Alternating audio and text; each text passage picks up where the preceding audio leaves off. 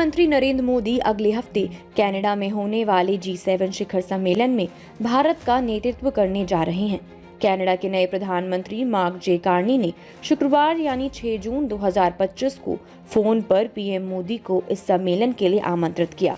Operation सिंदूर के बाद ये उनकी पहली विदेश यात्रा होगी। इस दौरे में खालिस्तान, भारत कनाडा रिश्ते, पाकिस्तान के साथ तनाव और अमेरिकी राष्ट्रपति डोनाल्ड ट्रंप के टैरिफ जैसे मुद्दों पर बात हो सकती है। वहीं इस मुलाकात के बाद सबसे ज्यादा संकट में आएगा पाकिस्तान। अपने आतंकवादी रिश्तों को लेकर वैसे ही पाकिस्तान सबकी रडार पर है और अब G7 सम्मेलन में भारत द्वारा इस मुद्दे को उठाने के बाद पाकिस्तान फिर बौखलाने की कगार पर आ सकता है। कनाडा के खूबसूरत अल्बर्टा प्रांत के कनानास्किस में होने वाले इस G7 सम्मेलन में पीएम मोदी न केवल कनाडा के पीएम कार्ने से मुलाकात करेंगे, बल्कि America, Britain, France, Italy, Japan और जर्मनी के नेताओं के साथ भी चर्चा करेंगे।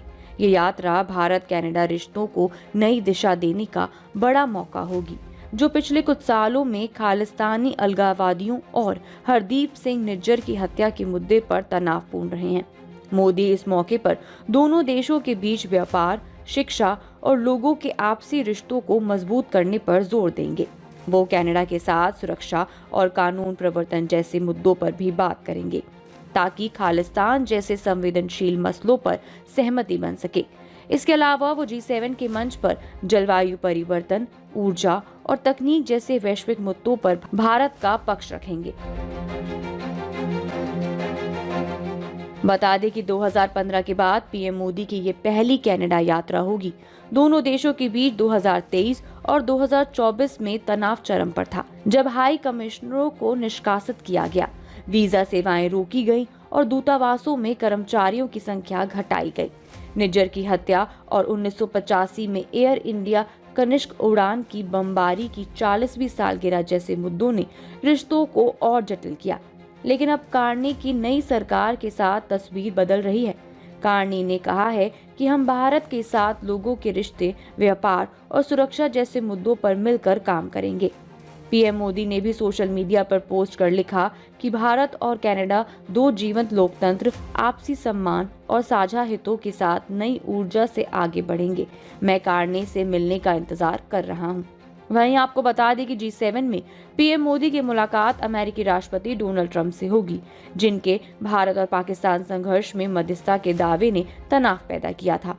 भारत ने इस दावे को सिरे से खारिज किया। इसके अलावा ब्रिटेन के पीएम कीर स्टारमर से भी मुलाकात होगी। ब्रिटेन के विदेश सचिव डेविड लेमी शनिवार को दिल्ली में विदेश मंत्री एस जयशंकर और वाणिज्य मंत्री पीयूष गोयल से मिलेंगे। G7 में क्वाड पार्टनर ऑस्ट्रेलिया और ब्रिक्स देशों ब्राजील और दक्षिण अफ्रीका के नेता भी विशेष अतिथि के तौर पर शामिल होंगे। अगले महीने पीएम मोदी ब्राजील में ब्रिक्स शिखर सम्मेलन में रूस और चीन के नेताओं के साथ मंच साझा करेंगे।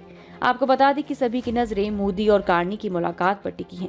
2024 में कनाडा ने हाई कमिश्नर के लिए क्रिस्टोफर कूटर का नाम सुझाया था, लेकिन भारत ने जवाब नहीं दिया। अब भारत ने स्पेन में अपने राजदूत दिनेश पटनायक को कनाडा में हाई कमिश्नर के लिए चुना है। अब देखना होगा कि क्या दोनों देश अब राजनयिकों की नियुक्ति पर सहमत होंगे। कनाडा द्वारा निमंत्रण में देरी ने अटकलों को जन्म दिया था, लेकिन कार्नी के 29 अप्रैल को पीएम बनने और मई में विदेश मंत्रियों की बातचीत के बाद ये न्योता औपचारिक रूप से शुक्रवार को मिला। ये कदम भारत कनाडा रिश्तों में नई शुरुआत का संकेत दे रहा है। बता दें कि पीएम मोदी की ये यात्रा न केवल भारत कनाडा रिश्तों को मजबूत करेगी, बल्कि वैश्विक मंच पर भारत की आवाज को और बुलंद करेगी। खालिस्तान, पाकिस्तान और ट्रंप के टैरिफ जैसे मुद्दों पर भारत अपनी बात मजबूती से रखेगा। वहीं अब देखना ये भी होगा कि क्या पीएम मोदी की कनाडा यात्रा दोनों देशों के रिश्ते सुधारने में कामयाब होगी या